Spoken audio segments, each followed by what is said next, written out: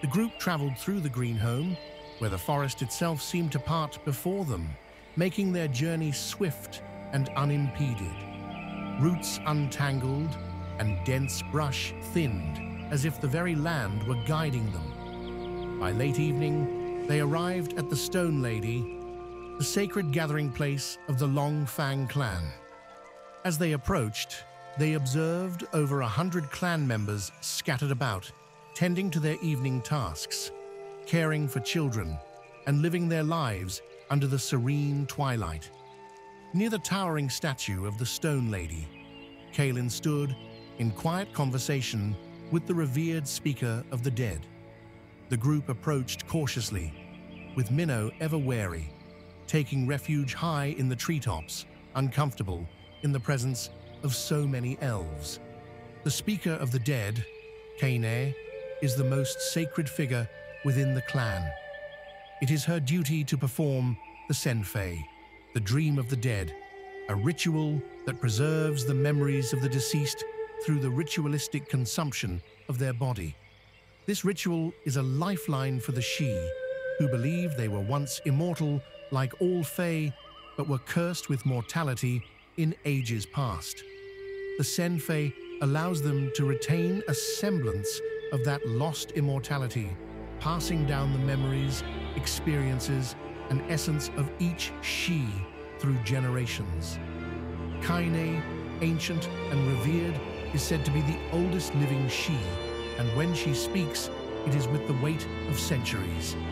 Also present are Erden Laughs at Leaves, the clan's healer, and Fionn Rage of the Forest, the master hunter who leads the hunts that sustain the clan.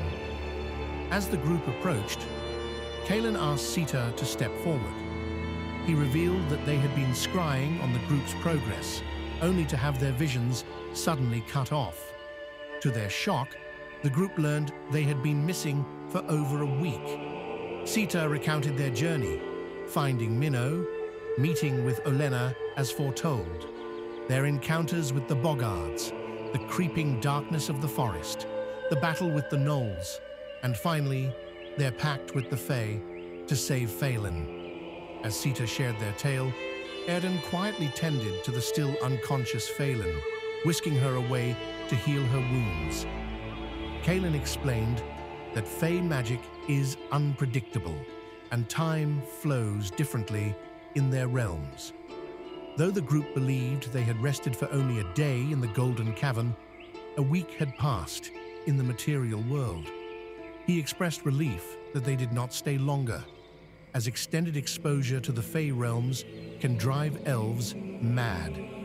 Kaelin also noted the tattoos that now marked each of them, radiating with powerful Fae magic, binding them together. He questioned whether they had felt any unusual connections or shared sensations, but the group shrugged off the suggestion, unaware of any such effects. Kaelin then shared his concern about a missing member of the clan, Kelthan, who had not returned from his journey to other clans. Kelthan, he revealed, is a lost wolf, a Shi who has broken the Green Pact and lives in exile. Though these outcasts still dwell within the Green Home, most continue to serve and protect their people from afar, and can be called upon in times of great need. As the group discussed their next move, Olenna and Minnow joined in, and the conversation turned to the spreading darkness in the forest, the mysterious human witch working with members of the Lone Wing clan, and the stolen Fae eggs.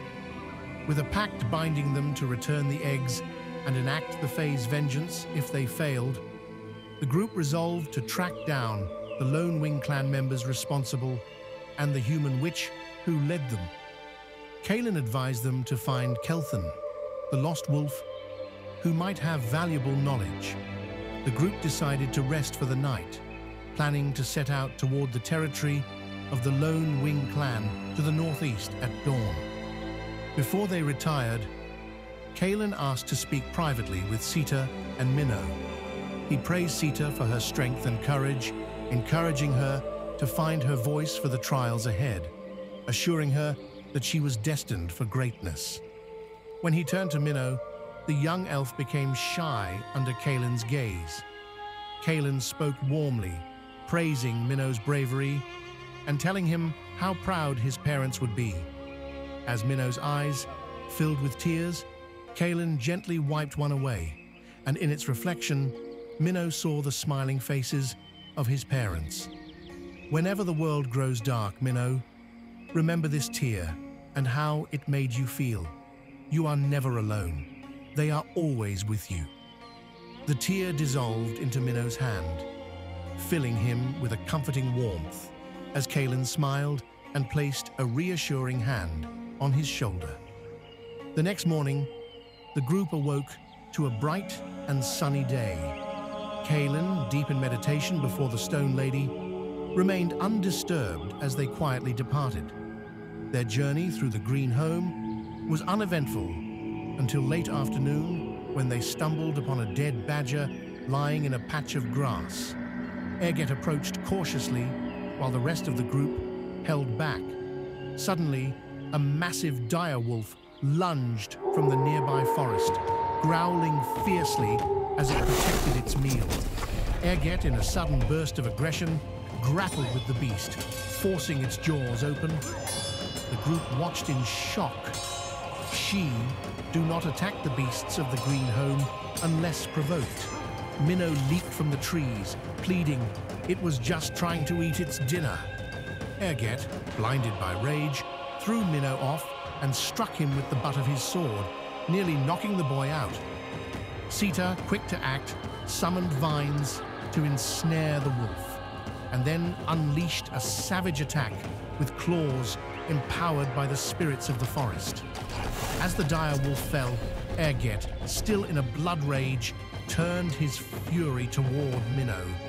But before Erget could strike, a chilling howl echoed through the trees. 4 more dire wolves, even larger and more ferocious than the first, burst from the shadows, their eyes gleaming with a predatory hunger. They encircled the group, their growls vibrating through the air, muscles tensed, ready to pounce. The tension was palpable, trust shattered, and with their backs against each other, the party realized they were caught in a deadly trap. The forest, once their ally, now felt like a cage closing in around them. Surrounded by the vengeful pack, with Erget's bloodlust still burning hot, the group stood on the knife's edge of survival. One wrong move, and the quest might be over before it truly started.